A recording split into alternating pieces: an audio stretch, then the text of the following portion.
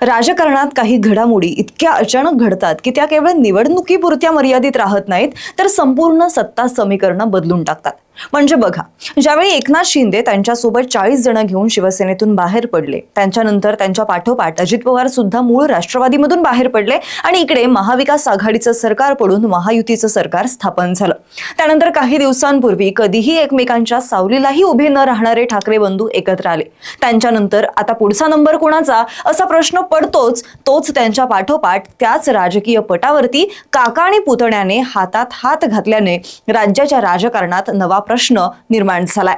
आणि तो प्रश्न म्हणजे, ही खरंच एकजूट आहे की केवळ निवडणुकीपुरती सोय? खरंच पुणे आणि पिंपरी चिंचवड महापालिका निवडणुकांच्या पार्श्वभूमीवरती दोन्ही राष्ट्रवादी एकत्र येत आहेत का? बघूयात या व्हिडिओमधून. नमस्कार, मी मयुरी कराडे आणि तुम्ही पाहताय महाराष्ट्र जागरण. मंडळी, आगामी महापालिका निवडणुकांच्या पार्श्वभूमीवरती राज्याच्या राजकारणात मोठे बदल होताना दिसत आहेत. ठाकरे बंधूंच्या युतीनंतर आता काका पुतण्यांनी सुद्धा एकत्र येण्याचा निर्णय घेतल्याचं चित्र आहे. पुणे आणि पिंपरी चिंचवड महापालिका निवडणुकांसाठी राष्ट्रवादी काँग्रेसच्या दोन्ही गटांनी युतीची अधिकृत घोषणा केली आहे. स्थानिक पातळीवरती झालेल्या या युतीमुळे दोन्ही गटांच्या विलीनीकरणाच्या चर्चांना पुन्हा एकदा जोर आलाय आणि त्यामुळे शरद पवार आणि अजित पवार पुन्हा एकत्र येणार का असा प्रश्न सुद्धा आता राजकीय वर्तुळामध्ये उपस्थित केला जातोय.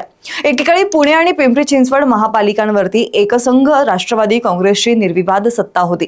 मात्र 2017च्या निवडणुकीमध्ये भाजपने दोन्ही महापालिकांवरती एकहाती सत्ता मिळवली.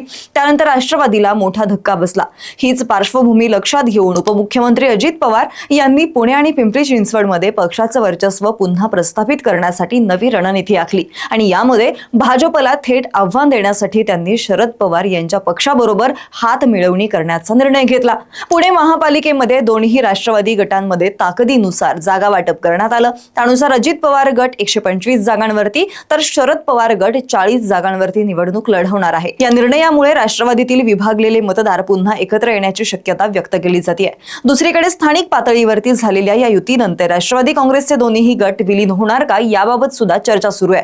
मात्र सध्या तरी दोन्ही गटांच्या नेत्यांनी विलीनीकरणाची शक्यता फेटाळली आहे. वेळ येईल तेव्हा या विषयावरती भूमिका स्पष्ट केली जाईल असं अजित पवार गटातील एका मंत्र्यानं सांगितलंय. सध्या दोन्ही पक्षांचं संपूर्ण लक्ष स्थानिक स्वराज्य संस्थांच्या निवडणुकांवरती असल्याचं सुद्धा त्यांनी सांगितलेलं आहे. आणि या युतीमुळे गेल्या 2 वर्षांपासून विभागले गेलेले कार्यकर्ते पुन्हा एकदा सक्रिय होतील असा विश्वास सुद्धा आता त्यांनी व्यक्त केलेला आहे. आता सगळ्यात महत्त्वाचा मुद्दा म्हणजे दोन्ही राष्ट्रवादी गटांनी युतीचा निर्णय का बरं घेतला, तर यामागे सुद्धा काही ठोस कारण आहेत. 15 जानेवारीला होणाऱ्या महापालिका निवडणुकांसाठी भाजपने शिवसेना शिंदे गटाबरोबर युती केली. मात्र अजित पवार यांच्या पक्षाला या युतीमध्ये स्थान देण्यात आलं नाही आणि त्यामुळे राष्ट्रवादी काँग्रेस समोर मोठं राजकीय आव्हान उभं राहिलं. भाजपचा प्रभाव वाढला तर महायुतीत आपलं महत्त्व कमी होईल अशी भीती अजित पवार गटाला वाटत होती. दुसरीकडे शरद पवार गटाला सुद्धा पुण्यातील आपला बालेकिल्ला भाजपच्या हातातून जाण्याची भीती होती. त्यामुळे भाजपचा वाढता प्रभाव रोखण्यासाठी दोन्ही गटांनी स्थानिक पातळीवरती युती करण्याचा निर्णय घेतल्याचं सूत्रांकडून सांगितलं जात आहे. यातही मुख्यमंत्री देवेंद्र फडणवीस यांनी सुरुवातीला पुणे महापालिका निवडणूक भाजप स्वबळावर लढवणार असल्याची घोषणा केलेली होती. शहरातील पक्षाची पकड अधिक मजबूत करणं आणि नव्याने पक्षात आलेल्या नेत्यांना संधी देणं हा त्यामागचा उद्देश होता असं सुद्धा त्यांचं म्हणणं होतं. मात्र आव्हान वाढत गेल्यानंतर शेवटच्या क्षणी भाजपने शिवसेना शिंदे गट यांना युतीत घेतल्याचं भाजपच्या एका ज्येष्ठ नेत्याने सांगितलं. दरम्यान शरद पवार गटाने सुद्धा सुरुवातीला पुणे महापालिकेची निवडणूक स्वबळावरती लढवण्याचा निर्णय घेतला होता.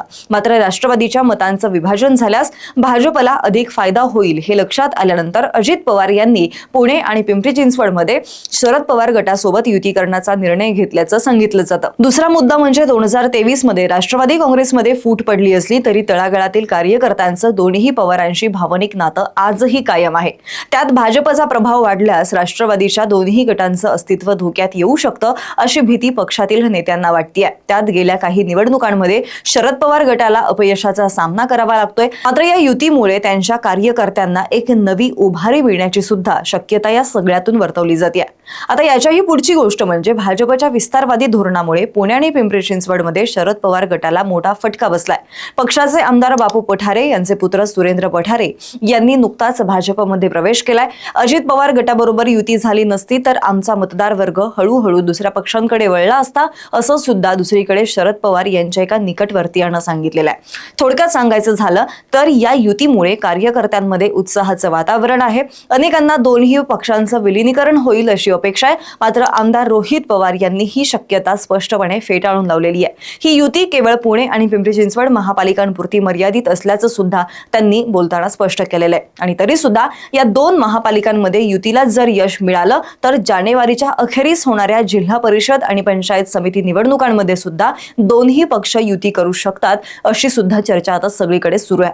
मात्र भविष्यात विलीनीकरण झालं तर नेतृत्व कोण करणार हा सुद्धा प्रश्न तितकाच महत्त्वाचा ठरणार आहे. बाकी या सगळ्यावरती तुमचं काय मत आहे आम्हाला कमेंट करून नक्की कळवा आणि आपल्या महाराष्ट्र जागरणला सबस्क्राईब करायला विसरू नका. धन्यवाद.